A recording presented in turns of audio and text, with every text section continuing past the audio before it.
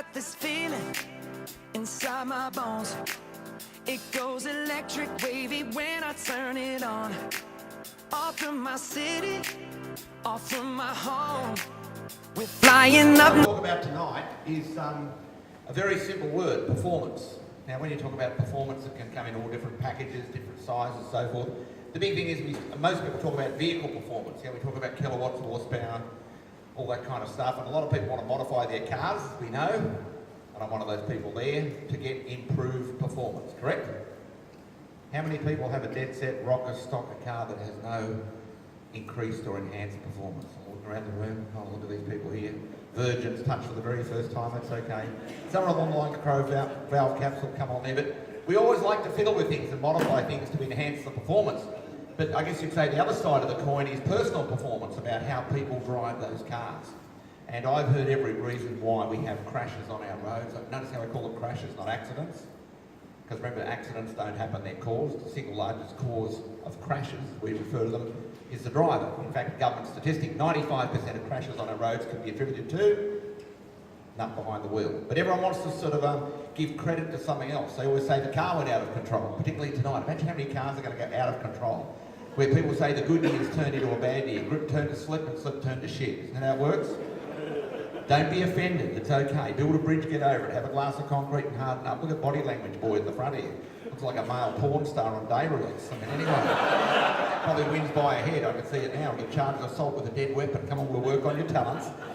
So that level of personal performance is the area that space that we work in. Karen's getting wetting herself over there, but anyway. And my wife always says, please go easy on them tonight. But I thought, look, we'll take you on a bit of a journey, because that level of personal performance comes back to, I guess you could say, where driving started. In my driving career, my first driving experience was sitting on my dad's lap of the 1956 Humpy Holden. Remember the FJ? Well, they were. Think back, look at the history books. I'm showing my age. Two-tone blue, NASCO sun visor. I think it had Olympic air ride tyres that you put 24 PSI. You had inner tubes in them, chrome hubcaps, steel bars, and we thought it was, oh, by the way, it had the Lukey muffler on the back, because Dad liked to modify the car with a Lukey to make it sound good. 3 on the tree, no synchro on first gear.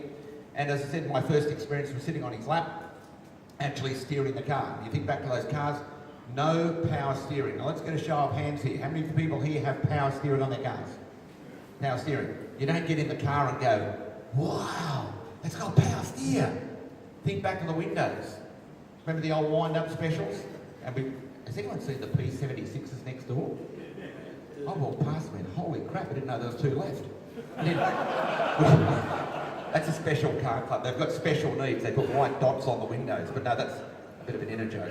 They're trying to get out. But anyway, back to the Humpy Holden, sort of sitting on there with Dad and steering the car. You actually had to adopt what they call the Hendon system, which was taught in the UK, which is the push-pull system. You know the old Pommy push-pull? You know, both hands together, never going past 1/4 or something like that. The reason people taught that way, quite simply, is cars never had power steering. Remember the old London buses? You come to the corner, the driver would do this, and then to get back around the corner, you actually had to take the lock off. Imagine doing that now in a modern car, yet there are people still driving with the push-pull system, saying, oh, but that's correct, Luffy. It's about as useless as a monkey on a greasy pole. Because when we've got electronic speed-sensitive power steering, the faster you go, the less it is. Imagine heading down the M7 tonight, pissing down rain at 100 k's, because you're all legal drivers, and all of a sudden you input about 4.5 turns from lock to lock in a new HSV. Would you agree you're pulling a HSV out of your arse very quickly and out of the surrounds? Don't be offended, madam, it's okay. You know, the car might fit, it might, we'll work on that later. But seriously, driving is an exciting thing, and a level of personal performance starts with how you're taught. So my dad taught me how to drive. I remember that, double the clutch, otherwise it was grind it, you'll find it, and all those kind of things there. Braking on the FJ Holden, well, that was nothing, I couldn't reach the pedals, he had to do that. But it didn't change much, because there's 3 things we do in a car. A, accelerate, B, brake, and C, change direction. Now there are lots of other things that people do in cars that there's probably not open for human discussion. Touching, fondling, molesting, perving, all those things, dressing, undressing, reading, eating. You know the old McDonald's 2-step knee under there while you're munching on the burger? Isn't that incredible? But there's 3 things you do, so how could you stuff up 3 basic things? Now most of you know, and I've got a lot of people here who have graduated through my academy at different courses, And I guess you could say that I've never taught anyone to push the accelerator pedal. Not even Peter Hennessy. And believe you me, he knows what the friggin' accelerator pedal is. I have sat beside him at Oran Park. I remember going down. He is king of the late breakers. He knows what brakes are. He's got the biggest set of brakes you've ever seen on his BMW. But I guess you could say, when you look at all of those elements of driving, it's one of the most exciting things you do. Now, that level of personal performance is also driven by a person inside. Now, I'm addressing male and female. Cars don't discriminate. The back follows the front. Tonight, the back could overtake the front if you haven't got traction control or electronic stability control. But in males, we have Freddie. In females, we have Frida. They both share the same surname, and that's Fuckwit. That is the inner driver that drives us. You fellas know what I'm talking about. You know the one that talks to you when you're out on the track doing a track day? Come on, have a go, dickhead. You know, that's the one in the back of the head. Ian Williams knows. He said, okay, yeah, shit, yeah. And who shouldn't we listen to? You ladies should listen to Frida. She's also saying, come on, take your frock off, have a go. So we're actually driven by something inside us that makes some people have a harder drive to have harder performance, or some people hold back. Not everyone can be a world champion, I can assure you. And I've been very privileged to work. Now I'm up to see Mark Webber finally. You know, he won a world championship recently, Mark Webber? World Endurance Sports Car Champion for Porsche, so the factory team. So he makes the 11th Australian world champion that I've worked with. I worked with Sir Jack Brabham in the very early days. In fact, when I was an apprentice in Repco back in Melbourne, I met Sir Jack Brabham after he's just won his 3rd world championship in the car of his own design, the Repco Brabham. He came to the Repco Training Centre where I was a first-year apprentice. And he came along and we're all lined up. We had our safety shoes on that you had to polish because he did 3 years in the first year of the apprenticeship with Repco. Sir Jack's come along. He wasn't Sir Jack then, it was just Black Jack. And he's come along and he looks at my overalls and I've got Repco badge on there and Luff. And he goes, Luff, that's an unusual name. He said, what are you going to do with yourself, Luffy? And I said, oh, this motor racing sounds pretty cool. I might have a crack at it. And he said, well, I really admire your motivation and enthusiasm, but what you've got to realise, it's teamwork. And I went, teamwork? I didn't know anything about that sort of stuff there. I just realised after then working with Jack many, many years later, he was taking the piss out of me. He's one of those dry, sensitive human people. But he had incredible drive, he had incredible determination, but one thing he knew was where the upper limits were, because those old race cars were death traps. Who can think back in history books? Lots of people paid the price, because all the new cars with their carbon fibre and special collapsible parts and so forth. Old race cars were very unsafe, so technology's advanced a heck of a long way. So Jack was really good. The next Australian champion, not in that order, I worked with Jeff Fennick in boxing and Kostya Tszyu and all that kind of stuff, but the next one was Alan Jones.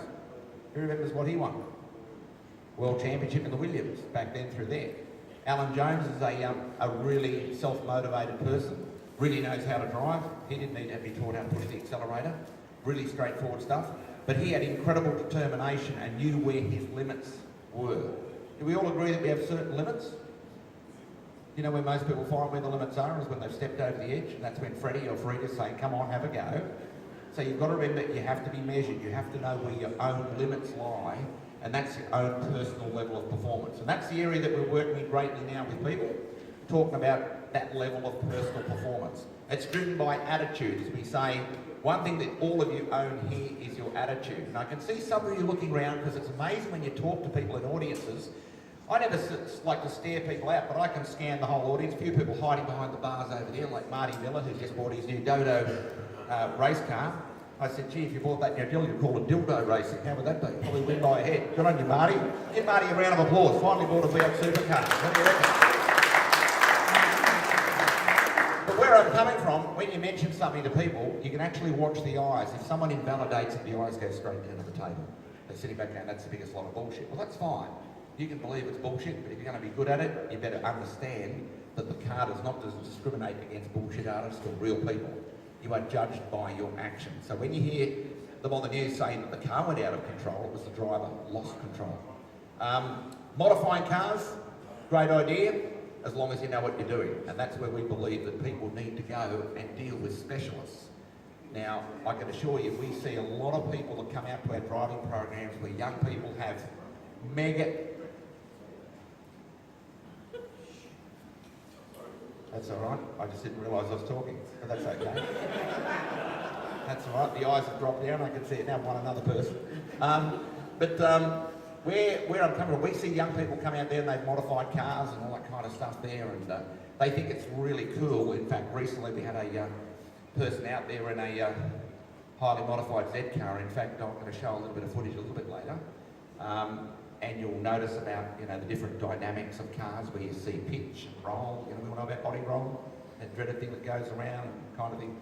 This person got in and went and bought a spring kit, from some reputable place, sell you a package deal, and then went down to Tempe Tyres, fully sick mate, put on a set of 21-inch wheels and some low-profile tyres that wouldn't even friggin' work on a good day. And they thought the thing was awesome. And I got in and drove this car, and I've gone, geez, I didn't want to offend the guy, but you've got to tell the truth. It was a heap of shit. Now, do you agree? No, sir, don't be offended. It's either a heap of shit or it's good. Thumbs up or thumbs down. Remembering, the checkered flag is very simply black and white. You win, you lose. Now, we talk about modifications. Recently, I got an invite from the club, courtesy of Karen, and I seriously tonight, I wouldn't be here if it wasn't for Karen, because what she does for this club, and you're going to all put your hands together, even with the eyes down. Thank you, Karen. She's the driving force. Phone call from Kazza, and she goes, Luffy, we're going to the Newlon Nationals at Bathurst. And that word, you like that word, Bathurst? I've gone, gee. Starts bringing back great memories and all that kind of stuff. I said, what's the go? She said, it's the Newlon Nationals, you go the wrong way around the circuit, you hill climb, you go this way, that way. And we need a team member to come and join the club, because a few people have dropped out, and Peter's camshaft is still, that's why we call him Cam now, it's near Cam Hennessy. But now he's stroking his engine. I said, no, he's been stroking himself for years, but that's another story. But he wins by a head every time. So they said, you've got to come up there. And I said, well, the Genesis, we've got the race car, which has got the Bond roll cage and all the trick coil over suspension and the bigger rotors and everything like that. It's sitting in the workshop. It's been there for some time, having the twin turbos and the big imported special race engine. So we had the standard car. We got the standard car. And I thought, well, hang on a minute. The boys at Online said, Luffy, you go to Bathurst in a stock standard car, they're going to wipe your ass. Not literally, figuratively. It'd be different. Bend over and touch your toes. I can see it now. Mr. Graduate of my course. He met in the toilet before and he sat back with his arms folded. Anyway, I said, all right, what do you want to do? And the guy said, well, look, we'll pull the single turbo that we've got sort of for the other car and we'll just throw it on this one. Throw a set of tyres on it. So the car had standard brakes, standard suspension, 300 miles on it, little Genesis coupe, 3.8 V6 with a turbo with 7-pound boost. And we took it to Bathurst. Now, a lot of you probably know the story, okay? Not blowing smoke where the sun doesn't shine, but a car is driven by a driver. And a driver has to understand that there are limits within yourself. If you don't, you crash. It's that simple. Crashing should not be an option because it's not cost effective, do we agree? And you can actually hurt yourself. So I went up there, and day one we started the hill climb the wrong way, which is a bit asked about from what I'm used to going the right way. And you started near the Light Car Club and you went back through the Elbow, up the hill, and it was pretty exciting. And you lined up, and we were one of the early groups to go out, and we're sitting there, next minute, this guy in a Honda, I forget what it was, Honda, who cares, Honda Civic, Accord or Integra, he's taken off, and you can hear that VTEC thing, like Chainsaw Massacre, and next minute there's deathly quiet. And then all of a sudden the ambulance backs out, and the ambulance drives off, we're sitting back, the officials come over, there's a bit of a delay, there's been a crash. This was the guy's first run. Never been up that way. Now, I'd never been up that way before either. So what do you reckon you do on the first go? Break the lap record? Well, he tried to. Nearly broke his neck. Should have seen the car. It was rooted. It was amazing. Everett said back there, they brought it back. Right, start again. Here we go. Ready? All again. 2 cars later, same thing's happened again. Another car, boom, into the wall, somewhere up one of the corners, because it's all different going the opposite way, and you've got no reference points, you've got no braking points, you've got no turning points, and the people all up there will agree, you've got to crawl to walk to run. You better not to try and put the roof on the house first of all, because things fall down. You build the foundations, you can build anything. That includes your own personal level of performance. So, yeah, we had a bit of fun going that way, but then we went back to the other way where we started on Mountain Straight. Everyone knows where Mountain Straight is, outside the vineyard, and it was pretty good. You take off, and geez, with the V6 versus, it's a pretty weapon-fast car. Some of these time attack cars, everyone knows what time attack are?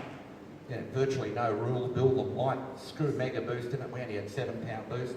But we managed to get the thing around there pretty well. On the other way, I think I improved about 3 or 4 seconds. On the normal way, I think I found half a second.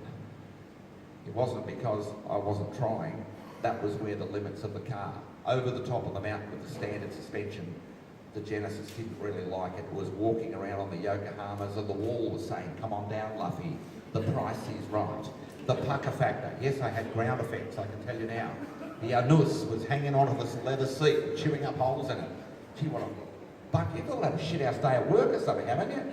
God, no personality. You said the club's got a pulse. You need to bloody give yourself a little touch-up, become an owner-operator. 1-800, you ring, I bring. So anyway, we enjoyed Bathurst. Susie was up there, my gorgeous wife sitting over through there who has to put up with me. She goes home and says, oh God, you touch yourself up in public. Yeah, well, assault with a dead weapon, I'll get charged again. But realistically, your own level of performance is driven by yourself, and that can change if you're willing to switch your attitude across to the positive side. I hear so many people saying, oh, Luffy, it's okay for you.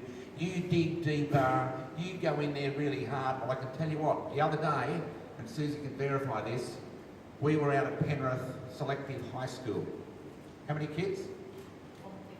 150 pubescent year 11 little pricks.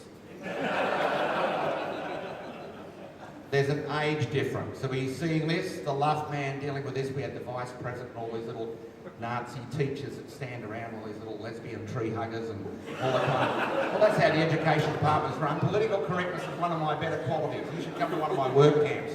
You know what? No pain, no gain.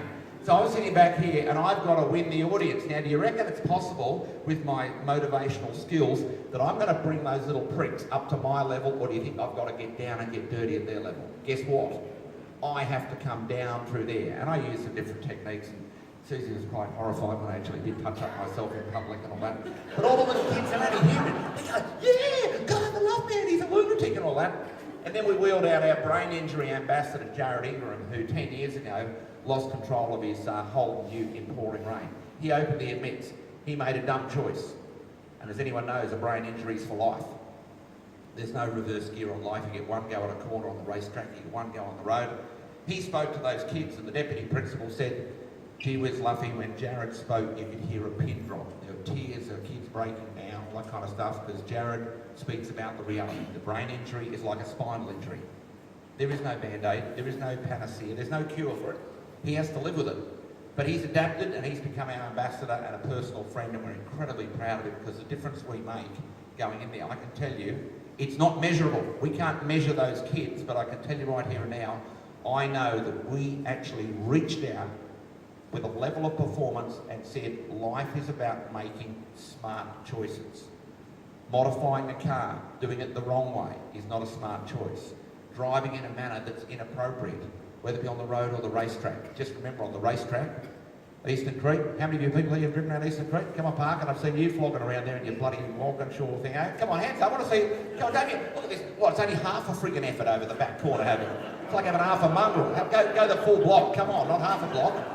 Anyway, do you agree when you come down that straight there and you enter that corner for the first time, or the second or the third, and I've done umpteen races here and lots of endurance and sprint races and all that. How many goes do you get? How do you get one go? The in equals the out. When you fuck up the in, and Frida is saying, have a go. That's directed at you. She's in there. I can see Frida inside. She's saying, no, it's not. I'm perfectly balanced. The car doesn't know. And I'm serious. Going home tonight, on the public road, you've got oncoming traffic. What control do you have over other people? Where's their level of performance? Where's their state of mind? Where's their attitude? Probably in the bin, they've just had a blue with someone, a crap day at work. They're behind the car, put the thing in D for danger, and you're their target. So that makes road driving the most exciting thing you can do. The most important message of tonight is that you walk through the front door at night time. Is that right? And in racing terms, we say to finish first you have to finish. Pretty true? It's no good saying, I nearly made it. Oh yeah, but I was going through turn one and the thing understeered. Then it oversteered, or it had a four-wheel slide, and it went off the track. You like that? People say, oh yeah, the car went off the track. That's the byproduct of what you've done. You put it off the track unless there's someone pushing it. And that might be Peter Hennessy and his BMW giving you a Liberace. I can see it now. Mate, the guys, seriously, the last of the friggin' late breakers, it's the one of that BMW that doesn't have a bull bar. It should be sponsored by Town and Country.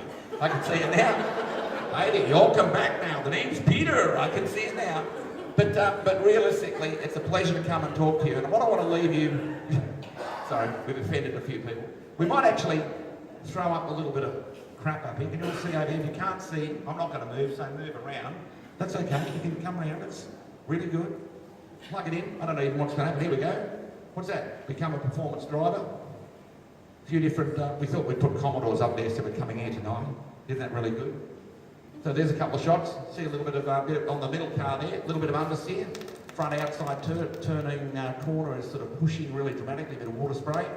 But this is a bit of a snapshot. I think what Stewie had worked through this together very quickly, the Savo, but just have a quick look at the next thing, and this will give you an idea of performance.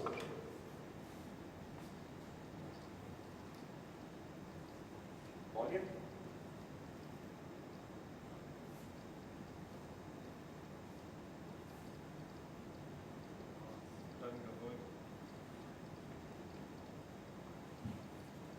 We get all sorts of cars, from rocker stocker ones. These people came out from Newcastle driving their company cars, and we actually showed them how good they could go. This person here, this car was incredibly modified, and the person had been clocked at over 160 k's in Balcombe Hills on public street. So Mum booked him in. Here's the please consider Mitsubishi. Why do you please consider? Because you can. But you can actually see the car porpoising, which comes back to pitch and roll. Watch the all-wheel drive Subaru. Just have a look how precise the driver is. Look at his hands on the steering wheel. 2:45, driving through there. And that doesn't look that fast. That's actually a lot faster. Now look at this young bloke here on P's. Have a look at the control. Watch out of the exit. If in doubt, watch this. If in doubt, power out. Here we go. Light them up, baby. Yo! But watch the braking. Hang on. Release. Brake. Release. Give him a round of applause. Come on. That's pretty cool. Don't get too excited. It's okay. He's on a P plate. Stands for pick on me. Again, it's got the obligatory tow bar, so he practices safe towing. Even little front-wheel drive pocket rockets. People struggle with understeer in front-wheel drive cars, but again, there's the right way to do it. Look at the way that driver managed to get through there, and actually really quick. Here comes Freddie Fuckwit again. We cut the film there, he went off the road. Again, terminal understeer with your foot on the accelerator does not work, and again, that's actually being driven by the person themselves and what's happening in their brain box. You can see all the corners, we've got concrete filling it in there to actually define the apex point. That person thinks it's somewhere where you meet on a Tuesday night. Again, we get a lot of all-wheel drive cars. People say it's all-wheel drive, it goes around corners like it's on rails, but you can see then how much push, front end, followed by the company Falcon with the obligatory tow bar. And here comes our please consider.